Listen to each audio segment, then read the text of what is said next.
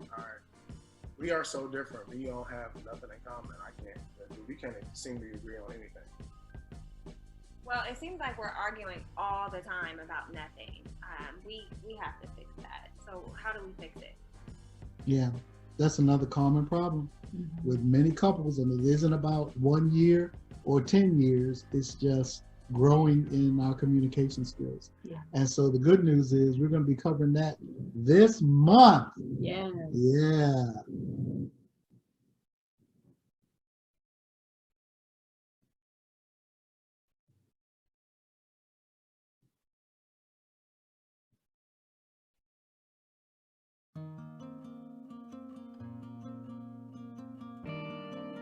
Just yeah, he's just emotionally like going, oh.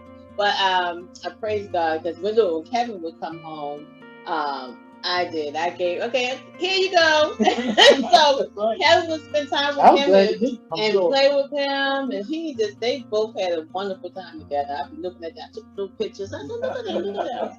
But I used to feel too for like single moms. I said, I don't know how single moms feel. I don't understand that. I said, because I'm with him all day and I love it.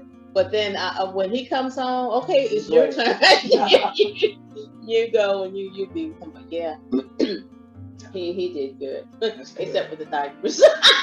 No, with the poopy diapers. The stuff that was coming out of his body was horrible. Oh, yeah. And I'm just being honest with you, it wasn't like I didn't try. But what I did do was get my wife frustrated. Oh. Because I be trying to change something, I'll be going, yeah, she's going like this. Hey, I was ready to lose. Lose my lunch, lose my dinner. Hey, get out of here. Because I'm not cleaning your mess. And I'm clean everybody now. I was like, Lord, Jesus. And he could go out the room. I was like, Jesus, what in the world we been? He never milk. He milk and baby. What is that smell? My God. What was coming out that child? And I'm going to tell you something, but I did it. Yeah. Everything out. I've done it best. You just didn't put it How about you, man? How did you handle that?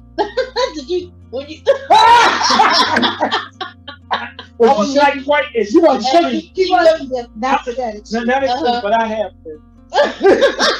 I understand very clearly. You understand? We identify. That's right. Amen, brother. You know, the question I would ask, I'm like, okay, so you think I get a joy out of changing this out? You think I really get some kind of joy out of it? I said, no, we gonna come on over here and help us. Oh yeah, absolutely.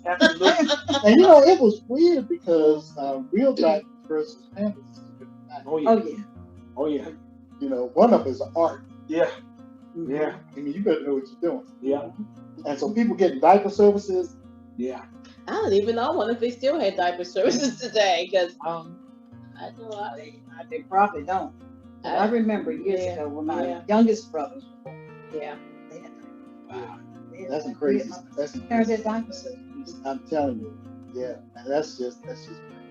But you know, one of the other things, and we move into the next subject, but one of the other things that sparked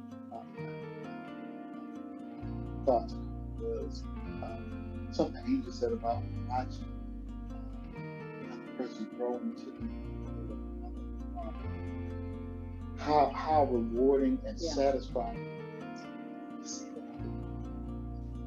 And we can't miss that stuff all about in our community. We can't miss that. That's and that's something you want, right? Yeah.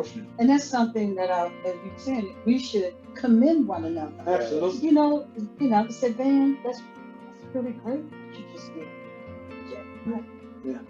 You're an awesome father.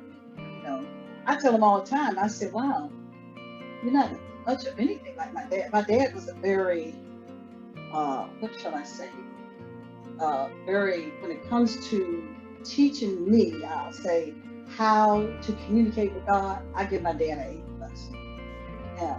As far as my dad getting out and running around and playing the ball with you and all that kind of stuff, But you know, my dad was 15 years older than my mom too, so that had something to do with it. But you know, I looked at certain things that he would do. I can say that this man loved his children. Love them. You can't either one of his children say, my daddy don't love me. Wow. Okay, either one of them say that.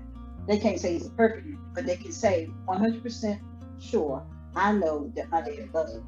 And if you came up to me and said, your daddy don't love you, they probably would slap you.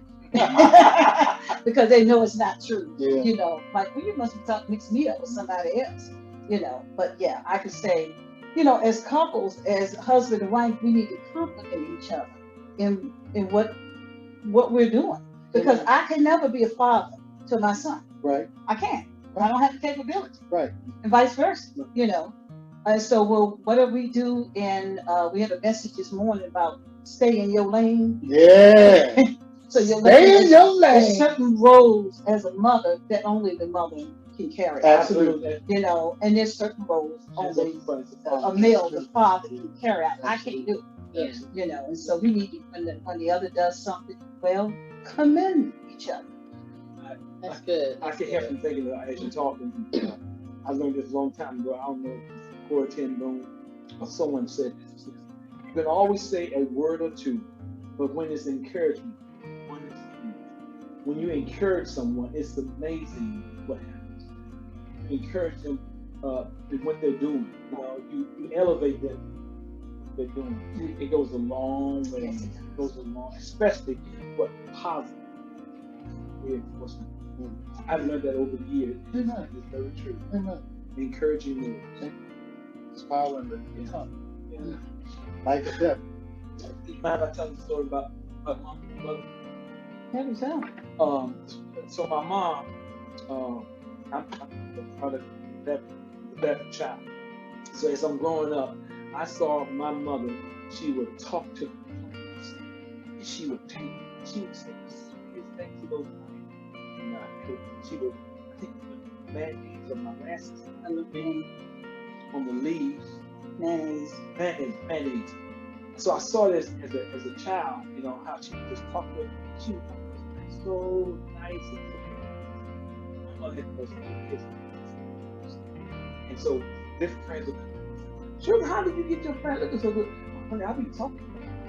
So that's what I saw. That's what my mother said. I saw my mother was just, you know, she would talk nice, pleasant to those who went a long way, and she had beautiful kids.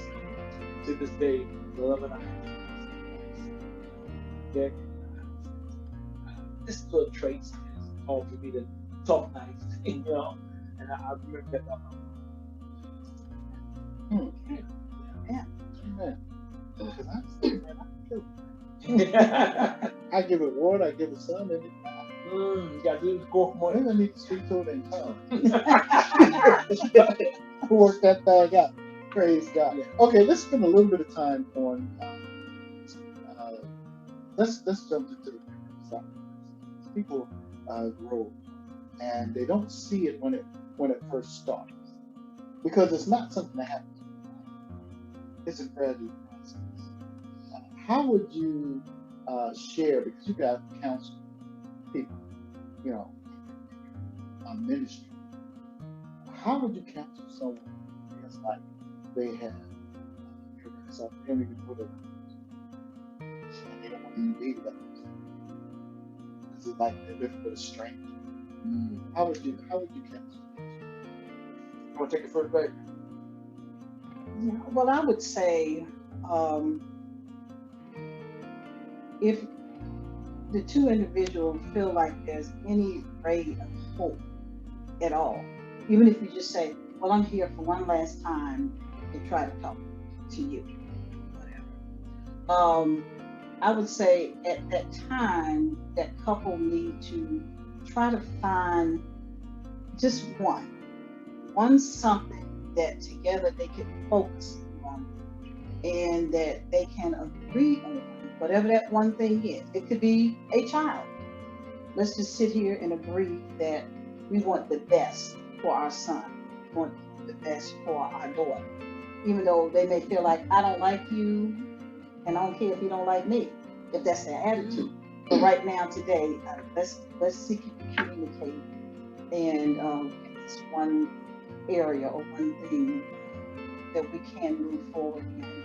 I think everybody has to have a starting, whatever that starting point is. And then I think too, as couples, we're different human beings. You're a man, I'm a woman. We probably in this lifetime will never see eye to eye on everything. Right. I mean, we come from two different households, and our earlier, I should say, earlier experiences may be very different, may be vastly different.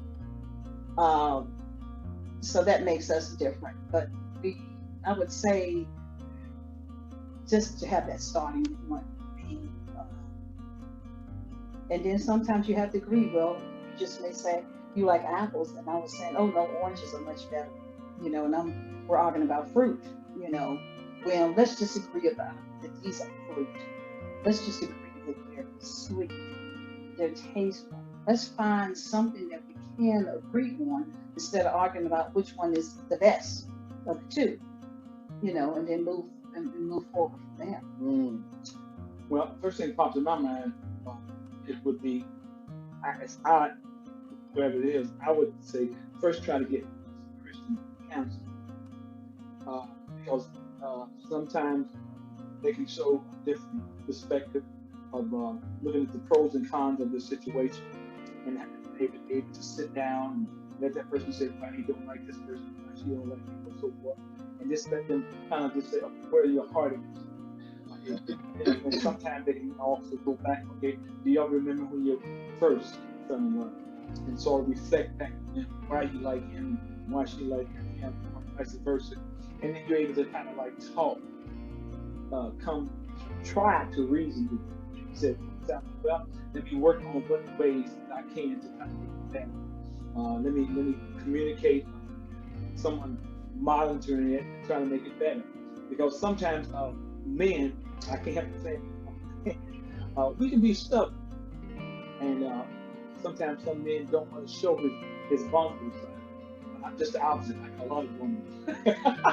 I show all my side, but some men, they don't want to show that side. But then at the same time, the wife may need that. She need that vulnerable side to try to reconcile. I'm a movie guy. As we were talking, I was thinking about that movie. And I don't know what else.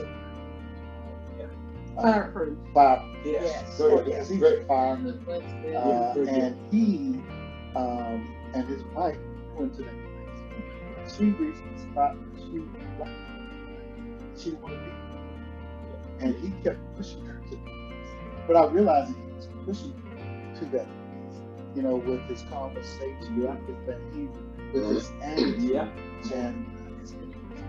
When he decided that he wanted to, he had to start again. And really, that's what you have to do. You said that start afresh, learn each other. And he had Christ at the center, which helped him. Absolutely. It helped him tremendously. I mean, he had a book he was using, and I think that's a journal thing, because you can actually help you walk through the process. But I thought that was one of those impactful films for married couples that are through this irreconcilable things. Because you'll find out if you're in Christ, not everything is irreconcilable. I mean, even God said that. You would think this is irreconcilable. Though your sin be as scarlet, that should be irreconcilable. You know what I'm saying? Yeah. He says, no, I can make that white. It's like love covers a multitude of sins. So forgiveness has to come. Grace has to come. Mercy even has to come. Absolutely. And to begin again. He determined that his wife was worthy. And he was going to do everything he could. And I think usually in these situations, and she had been divorced a couple times, and he had a better situation. And usually you condition yourself to be able to endure the breakup and all the pain that's tied to a divorce. Definitely a lot of to think that I don't have to deal with this. I don't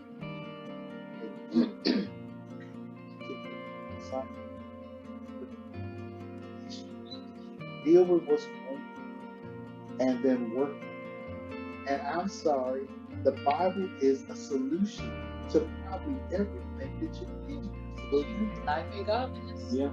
I mean, you can get in there, and God will help you through His Holy Spirit navigate any waters that you will find yourself in. Which is why a good Christian counselor, a good pastor, good friends, because we've seen people with friends that talk, leave her, just leave her. Yeah. You had to put up with that. Girl, I wouldn't put up with that. And she ain't married to nothing. Exactly. I wouldn't put up with that. Who do you think he is? And all they do is fuel in the fire. Yeah, Fuel in the fire. Angel was telling me about a situation once, and she was right because of how the women were talking about the young. He wasn't. He wasn't. But the way they were attacking with her was not helping. And eventually God was able to change their circumstances and situation, and bring them together. And yes, joined our marriage that we had on base. But it's difficult, I think, for one or the other has made up their mind and gone. But the one that is still there, like I said, Christ, you got, I guess, a better chance putting it all back together. Because our whole faith is built on forgiveness, it's built on grace, it's built on reconciliation. That's the foundation of who we are. And so we can get there. It may take a little bit. We have to climb over our pride. Yeah. We got to try to navigate past our stubbornness and our thick-headedness and our selfishness and try to get to that place of humility. Lay down our lives before God. Say, okay, God, we done jacked up our vows, jacked up the covenant. And He said before, a host of witnesses in you, we done jacked this. How can we? What thoughts? Well, I was thinking about we were invited a couple's home, and I was just seeing how she talked to her husband, and she was getting on my nerves. And I was thinking to myself, you know what? Ain't no man gonna stay with a woman that constantly bickering and there's nothing that he could do right. Just going on and on and on. So when you say, when you come together, marriage counseling, they can just a counselor can sit down and actually show them themselves, right? Their part in all of this, And I know this particular person wanted a divorce or what have you, but it was just, can't you see it's you? Yeah. But anyway, but I was just thinking, sit down, a marriage counselor, because they can show you some things. They can open up your mind, like you say, about the climbing over your humility, right. Being humble. So we have to kind of search ourselves, because even back in the past and even today, up to the day, if I was to say something to Kevin and he say something back to me that was kind of, then I have to think about, okay, how did I say that? Mm-hmm. Because I remember I don't know how long ago, but I remember saying something. We were going somewhere, we were driving somewhere, and I said something to him, and he kind of snapped at me. I'm like, who's not saying that? Then first of all, I'm looking at him, and then I thought, wait a minute. How did I say something? So right then and there, I had to humble myself. I said, you know what? I'm sorry. I didn't, the way I said that did not come out right. That's why you snapped at me like that, Yeah. So I'm apologizing. So we want to get this thing right. We want to get it together. So yeah, we gotta look at ourselves too. And the thought comes to my mind about sometimes, well, not sometimes. In fact, we as human beings, we are selfish people. God knows. I mean, honestly, we're honest with ourselves. We're selfish. I want it my way. Yeah. And I said that because, all of us have our own idea of marriage, what it's supposed to be. How I, in my mind, think it's going to roll out. And I have in my mind fixated these expectations. I expect him to do this, or I expect her to do that, or to be this way. And even our own personal expectations. I could say, well, by the time I'm 40, this should be happening in my life. And when I'm 50, that should have been happening, or we should have already been here. Yeah. Sometimes we can be angry at the other person because we have internalized certain expectations that did not manifest the way that we thought that they were going to manifest. And the couple is angry and at odds with each other because that's an underlying thing that had, individually, they each had their own expectations. Wow. And life happened. And things did not pan out the way that we thought they would pan out. But then this is where a couple has to grow together. You're talking about growing apart. You're growing apart because you got your own expectations and your own ideas instead of our idea, our marriage, our household. This is how you keep it together. You got to work on it together. Together we got to move forward. If we're not working on it together, I'm off over here on this tangent, he off over there on that tangent. Guess what you're gonna have? A mess. You're gonna have a breakup. You're gonna have a mess. Absolutely. How can we work together now? Because I'm not single anymore. Right. I don't have the single mind. Me. It's us. It's us. It's us. Absolutely. It's our future. Yes. Not my future. Our future. Yes.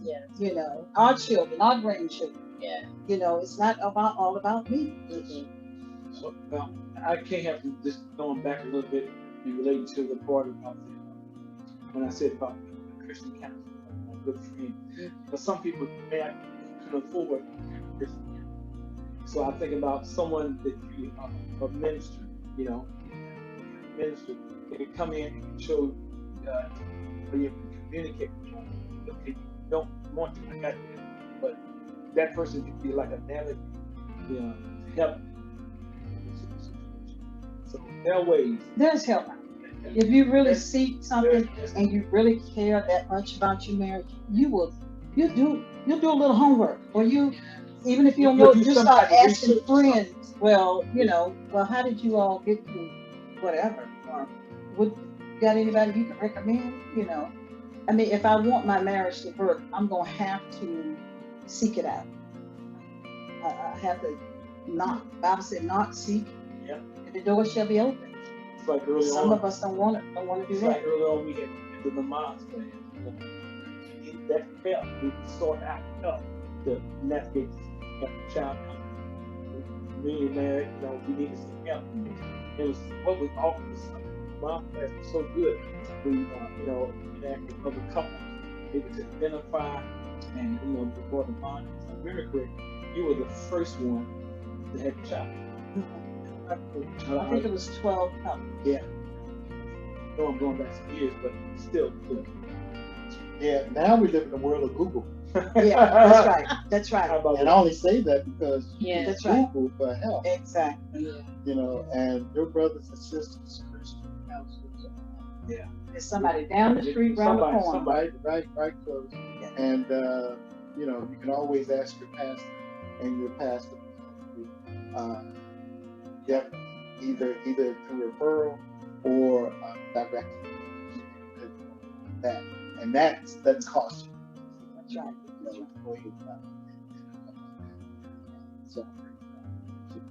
So there's a lot of work. Some of it can be done proactively, so you don't grow apart, so you don't have irreconcilable. What can We do, Brother Kevin. Yeah. I'm glad y'all. Yeah. Yes. Because what you need to do, they have marriage retreats. Yeah. That you can go on. They got one coming up, Weekend to Remember.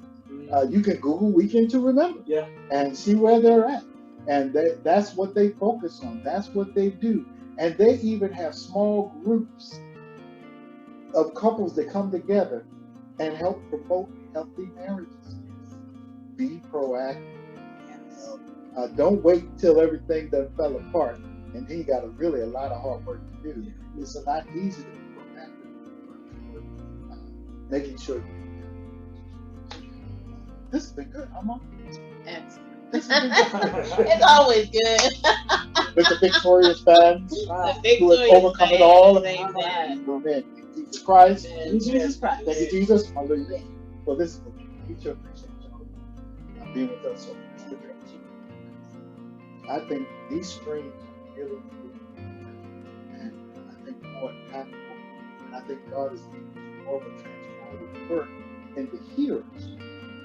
You know, as they hear, their faith is stirred up, encouraged, inspired, and they see that God does hear. Because God speaks through these dreams. Yes. He speaks to their hearts. He lets them know that there is hope. Yes. You know, and He's there for them. And He's not neglected them, forgot about them, abandoned them. That's not even His. He's there. Yes, he is. Yes, he He's is. alive. So thank y'all again. Amen. Once more, and we look forward to streaming on Tuesday. Wow. I hope y'all enjoyed that. We deposited a few golden nuggets into your relationship, and hopefully you can get a return on that. Take a minute and look at those reflection questions, spend some time with them, and talk about them in your small groups. And I hope you enjoyed the VANNS.